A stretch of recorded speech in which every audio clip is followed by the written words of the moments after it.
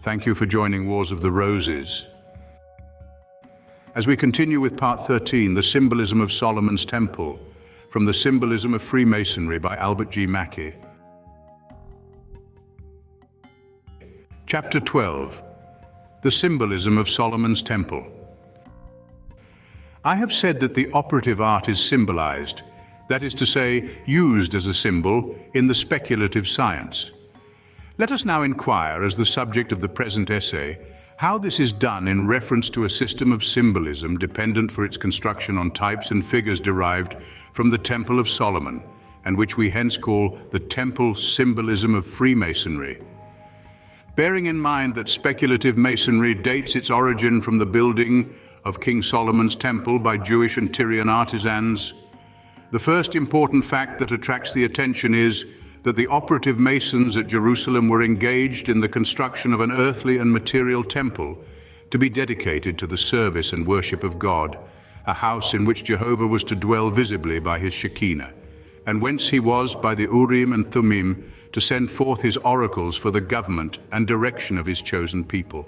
Now, the operative art having for us ceased, we, as speculative masons, symbolize the labors of our predecessors by engaging in the construction of a spiritual temple in our hearts, pure and spotless, fit for the dwelling place of him who is the author of purity, where God is to be worshipped in spirit and in truth, and whence every evil thought and unruly passion is to be banished, as the sinner and the Gentile were excluded from the sanctuary of the Jewish temple.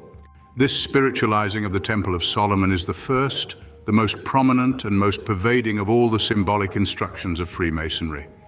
It is the link that binds the operative and speculative divisions of the order. It is this which gives it its religious character. Take from Freemasonry its dependence on the temple, leave out of its ritual all reference to that sacred edifice and to the legends connected with it, and the system itself must at once decay and die, or at best remain only as some fossilized bone, imperfectly to show the nature of the living body to which it once belonged. The groves were God's first temples. Ere man learned to hew the shaft, and lay the architrave, and spread the roof above them, ere he framed the lofty vault, to gather and roll back the sound of anthems. In the darkling wood, amid the cool and silence, he knelt down, and offered to the mightiest solemn thanks and supplication. Bryant. Temple worship is in itself an ancient type of the religious sentiment in its progress towards spiritual elevation. As soon as a nation emerged in the world's progress out of fetichism or the worship of visible objects, the most degraded form of idolatry, its people began to establish a priesthood and to erect temples. The Scandinavians, the Celts, the Egyptians, and the Greeks, however much they may have differed in the ritual and the objects of their polytheistic worship, all were possessed of priests and temples. The Jews first constructed their tabernacle or portable temple, and then, when time and opportunity permitted, transferred their monotheistic worship to that more permanent edifice which is now the subject of our contemplation. The mosque of the Mohammedan and the church or the chapel of the Christian are but embodiments of the same idea of temple worship in a simpler form. The adaptation, therefore, of the material temple to a science of symbolism would be an easy and by no means a novel task to both the Jewish and the Tyrian mind. Doubtless, at its original conception, the idea was rude and unembellished, to be perfected and polished only by future aggregations of succeeding intellects. And yet no biblical scholar will venture to deny that there was, in the mode of building, and in all the circumstances connected with the construction of King Solomon's temple, an apparent design to establish a foundation for symbolism. Theologians have always given a spiritual application to the Temple of Solomon, referring it to the mysteries of the Christian dispensation. For this, consult all the biblical commentators. But I may particularly mention on this subject Bunyan's Solomon's Temple Spiritualized, and a rare work in folio by Samuel Lee, Fellow of Wadham College, Oxford, published at London in 1659, and entitled Orbis Miraculum, or the Temple of Solomon portrayed by Scripture Light. A copy of this scarce work, which treats very learnedly of the spiritual mysteries of the gospel veiled under the temple, I have lately been, by good fortune, enabled to add to my library. I propose now to illustrate by a few examples the method in which the speculative masons have appropriated this design of King Solomon to their own use. To construct his earthly temple, the operative mason followed the architectural designs laid down on the trestle board or tracing board or book of plans of the architect. By these he hewed and squared his materials, by these he raised his walls, by these he constructed his arches, and by these strength and durability, combined with grace and beauty, were bestowed upon the edifice which he was constructing. The trestle board becomes, therefore, one of our elementary symbols. For in the Masonic ritual, the speculative mason is reminded that, as the operative artist erects his temporal building, in accordance with the rules and designs laid down on the trestle board of the master workman, so should he erect that spiritual building of which the material is a type. In obedience to the rules and designs, the precepts and commands laid down by the grand architect of the universe, in those great books of nature and revelation, which constitute the spiritual trestle board of every Freemason. The trestle board is then the symbol of the natural and moral law.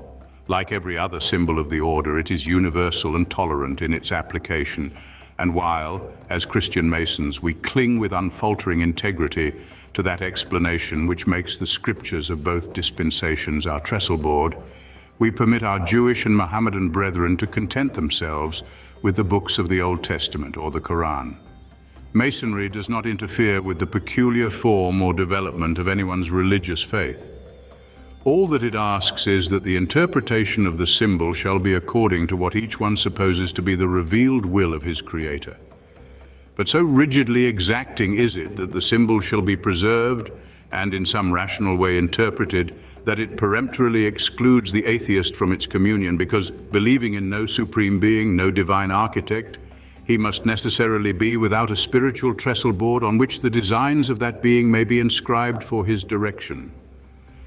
But the operative mason required materials wherewith to construct his temple. There was, for instance, the rough ashlar, the stone in its rude and natural state, unformed and unpolished, as it had been lying in the quarries of Tyre from the foundation of the earth. This stone was to be hewed and squared, to be fitted and adjusted by simple but appropriate implements until it became a perfect ashlar or well-finished stone, ready to take its destined place in the building. Here then again in these materials do we find other elementary symbols. The rough and unpolished stone is a symbol of man's natural state, ignorant, uncultivated, and as the Roman historian expresses it, groveling to the earth like the beasts of the field and obedient to every sordid appetite. But when education has exerted its salutary influences in expanding his intellect, in restraining his hitherto unruly passions, and purifying his life, he is then represented by the perfect ashlar, or finished stone, which, under the skillful hands of the workman, has been smoothed and squared and fitted for its appropriate place in the building. Here an interesting circumstance in the history of the preparation of these materials has been seized and beautifully appropriated by our symbolic science. We learn from the account of the temple contained in the first book of Kings that the house, when it was in building, was built of stone, made ready before it was brought thither, so that there was neither hammer nor axe, nor any tool of iron, heard in the house while it was in building. In further illustration of the wisdom of these temple contrivances, it may be mentioned that by marks placed upon the materials which had been thus prepared at a distance, the individual production of every craftsman was easily ascertained, and the means were provided of rewarding merit and punishing indolence. Now, this mode of construction, undoubtedly adopted to avoid confusion and discord among so many thousand workmen, has been selected as an elementary symbol of concord and harmony, virtues which are not more essential to the preservation and perpetuity of our own society than they are to that of every human association. The perfect ashlar, therefore, the stone thus fitted for its appropriate position in the temple, becomes not only a symbol of human perfection, in itself of course only a comparative term, but also, when we refer to the mode in which it was prepared, of that species of perfection which results from the concord and union of men in society. It is, in fact, a symbol of the social character of the institution. There are other elementary symbols to which I may hereafter have occasion to revert. The three, however, already described, the rough ashlar, the perfect ashlar, and the trestle board, and which, from their importance, have received the name of jewels, will be sufficient to give some idea of the nature of what may be called the symbolic alphabet of Masonry. Let us now proceed to a brief consideration of the method in which this alphabet of the science is applied to the more elevated and abstruser portions of the system, and which, as the temple constitutes its most important type, I have chosen to call the temple symbolism of Masonry. Both scripture and tradition inform us that at the building of King Solomon's temple, the masons were divided into different classes, each engaged in different tasks. We learn from the second book of Chronicles that these classes were the bearers of burdens, the hewers of stones, and the overseers, called by the old Masonic writers the Ish-Sabal, the Ish-Kotzeb, and the Menatschim. Now, without pretending to say that the modern institution has preserved precisely the same system of regulations as that which was observed at the temple, we shall certainly find a similarity in these divisions to the apprentices, fellow crafts, and master masons of our own day. At all events, the three divisions made by King Solomon in the workmen at Jerusalem have been adopted as the types of the 3 degrees now practiced in speculative masonry, and as such we are therefore to consider them. The mode in which these 3 divisions of workmen labored in constructing the temple has been beautifully symbolized in speculative masonry and constitutes an important and interesting part of temple symbolism. Thus we know from our own experience among modern workmen who still pursue the same method, as well as from the traditions of the order, that the implements used in the quarries were few and simple, the work there requiring necessarily indeed but 2 tools, namely the 24-inch gauge or 2-foot rule and the common gavel or stonecutter's hammer. With the former implement, the operative mason took the necessary dimensions of the stone he was about to prepare, and with the latter, by repeated blows, skillfully applied, he broke off every unnecessary protuberance and rendered it smooth and square and fit to take its place in the building. And thus, in the first degree of speculative masonry, the entered apprentice receives these simple implements as the emblematic working tools of his profession, with their appropriate symbolical instruction. To the operative mason, their mechanical and practical use alone is signified, and nothing more of value does their presence convey to his mind. To the speculative mason, the sight of them is suggestive of far nobler and sublimer thoughts. They teach him to measure, not stones, but time, not to smooth and polish the marble for the builder's use, but to purify and cleanse his heart from every vice and imperfection that would render it unfit for a place in the spiritual temple of his body. In the symbolic alphabet of Freemasonry, therefore, the 24-inch gauge is a symbol of time well employed, the common gavel of the purification of the heart. Each of the pagan gods had, besides the public and open, a secret worship paid unto him, to which none were admitted but those who had been selected by preparatory ceremonies called initiation. This secret worship was termed the mysteries. Here we may pause for a moment to refer to one of the coincidences between Freemasonry and those mysteries which formed so important a part of the ancient religions, and which coincidences have led the writers on this subject to the formation of a well-supported theory that there was a common connection between them. The coincidence to which I at present allude is this: in all these mysteries, the incipient ceremony of initiation, the first step taken by the candidate was a lustration or purification. The aspirant was not permitted to enter the sacred vestibule or take any part in the secret formula of initiation until, by water or by fire, he was emblematically purified from the corruptions of the world which he was about to leave behind. I need not, after this, do more than suggest the similarity of this formula in principle to a corresponding one in Freemasonry, where the first symbols presented to the apprentice are those which inculcate a purification of the heart, of which the purification of the body in the ancient mysteries was symbolic. We no longer use the bath or the fountain because in our philosophical system the symbolization is more abstract, if I may use the term, but we present the aspirant with the lambskin apron, the gauge, and the gavel as symbols of a spiritual purification. The design is the same, but the mode in which it is accomplished is different. Let us now resume the connected series of temple symbolism. At the building of the temple, the stones having been thus prepared by the workmen of the lowest degree, the apprentices as we now call them, the aspirants of the ancient mysteries, we are informed that they were transported to the site of the edifice on Mount Moriah and were there placed in the hands of another class of workmen, who are now technically called the fellow crafts, and who correspond to the meisters, or those who had received the second degree of the ancient mysteries. At this stage of the operative work, more extensive and important labors were to be performed, and accordingly a greater amount of skill and knowledge was required of those to whom these labors were entrusted.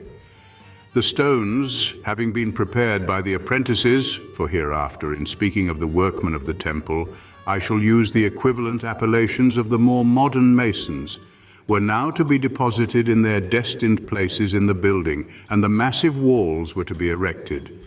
For these purposes, implements of a higher and more complicated character than the gauge and gavel were necessary. The square was required to fit the joints with sufficient accuracy, the level to run the courses in a horizontal line, and the plumb to erect the whole with due regard to perfect perpendicularity. This portion of the labor finds its symbolism in the second degree of the speculative science, and in applying this symbolism, we still continue to refer to the idea of erecting a spiritual temple in the heart. It must be remarked, however, that many of the fellow crafts were also stone cutters in the mountains, Chotzeb Bahor, and with their nicer implements, more accurately adjusted the stones which had been imperfectly prepared by the apprentices. This fact does not at all affect the character of the symbolism we are describing. The due preparation of the materials, the symbol of purification, was necessarily continued in all the degrees. The task of purification never ceases. The necessary preparations then having been made in the first degree, the lessons having been received by which the aspirant is taught to commence the labor of life with the purification of the heart, as a fellow craft he continues the task by cultivating those virtues which give form and impression to the character. As well-adapted stones give shape and stability to the building. And hence the working tools of the fellow craft are referred in their symbolic application to those virtues. In the alphabet of symbolism, we find the square, the level, and the plumb appropriated to this second degree. The square is a symbol denoting morality. It teaches us to apply the unerring principles of moral science to every action of our lives, to see that all the motives and results of our conduct shall coincide with the dictates of divine justice, and that all our thoughts, words, and deeds shall harmoniously conspire, like the well-adjusted and rightly squared joints of an edifice, to produce a smooth, unbroken life of virtue. The plumb is a symbol of rectitude of conduct and inculcates that integrity of life and undeviating course of moral uprightness which can alone distinguish the good and just man. As the operative workman erects his temporal building with strict observance of that plumb line, which will not permit him to deviate a hair's breadth to the right or to the left, so the speculative mason, guided by the unerring principles of right and truth, inculcated in the symbolic teachings of the same implement, is steadfast in the pursuit of truth, neither bending beneath the frowns of adversity nor yielding to the seductions of prosperity. The level, the last of the three working tools of the operative craftsman, is a symbol of equality of station. Not that equality of civil or social position which is to be found only in the vain dreams of the anarchist or the utopian, but that great moral and physical equality which affects the whole human race as the children of one common Father, who causes his sun to shine and his rain to fall on all alike, and who has so appointed the universal lot of humanity, that death, the leveler of all human greatness, is made to visit with equal pace the prince's palace and the peasant's hut. Here, then, we have three more signs or hieroglyphics added to our alphabet of symbolism. Others there are in this degree, but they belong to a higher grade of interpretation and cannot be appropriately discussed in an essay on temple symbolism only. We now reach the third degree, the master masons of the modern science and the epops or beholders of the sacred things in the ancient mysteries. In the third degree, the symbolic allusions to the Temple of Solomon and the implements of masonry employed in its construction are extended and fully completed. At the building of that edifice, we have already seen that one class of the workmen was employed in the preparation of the materials, while another was engaged in placing those materials in their proper position. But there was a third and higher class, the master workman, whose duty it was to superintend the two other classes, and to see that the stones were not only duly prepared, but that the most exact accuracy had been observed in giving to them their true juxtaposition in the edifice. It was then only that the last and finishing labor was performed, and the cement was applied by these skillful workmen to secure the materials in their appropriate places, and to unite the building in one enduring and connected mass. Hence, the trowel, we are informed, was the most important, though of course not the only implement in use among the master builders. They did not permit this last, indelible operation to be performed by any hands less skillful than their own. They required that the craftsmen should prove the correctness of their work by the square, level, and plumb, and test, by these unerring instruments, the accuracy of their joints. And when satisfied of the just arrangement of every part, the cement, which was to give an unchangeable union to the whole, was then applied by themselves. Hence, in speculative masonry, the trowel has been assigned to the third degree as its proper implement, and the symbolic meaning which accompanies it has a strict and beautiful reference to the purposes for which it was used in the ancient temple. For as it was there employed to spread the cement which united the building in one common mass, so is it selected as the symbol of brotherly love. That cement whose object is to unite our mystic association in one sacred and harmonious band of brethren. Here then we perceive the first, or as I have already called it, the elementary form of our symbolism, the adaptation of the terms and implements and processes of an operative art to a speculative science. The temple is now completed.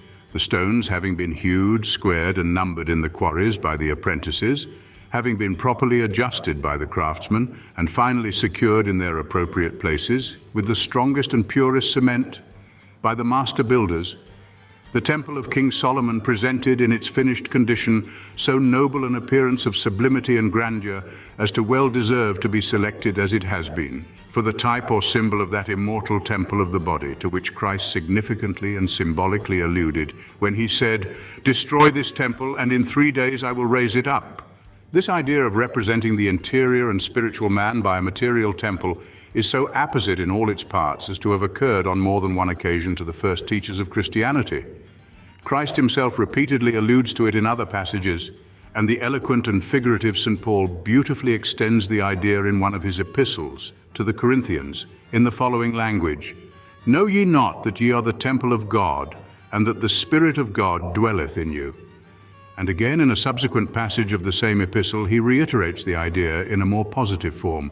"What? Know ye not that your body is the temple of the Holy Ghost which is in you, which ye have of God, and ye are not your own?" And Dr. Adam Clarke, while commenting on this latter passage, makes the very allusions which have been the topic of discussion in the present essay. "As truly," says he, "as the living God dwelt in the Mosaic tabernacle and in the temple of Solomon, so truly does the Holy Ghost dwell in the souls of genuine Christians. And as the temple and all its utensils were holy, separated from all common and profane uses, and dedicated alone to the service of God, so the bodies of genuine Christians are holy, and should be employed in the service of God alone." The idea, therefore, of making the temple a symbol of the body is not exclusively Masonic, but the mode of treating the symbolism by a reference to the particular Temple of Solomon and to the operative art engaged in its construction is peculiar to Freemasonry. It is this which isolates it from all other similar associations.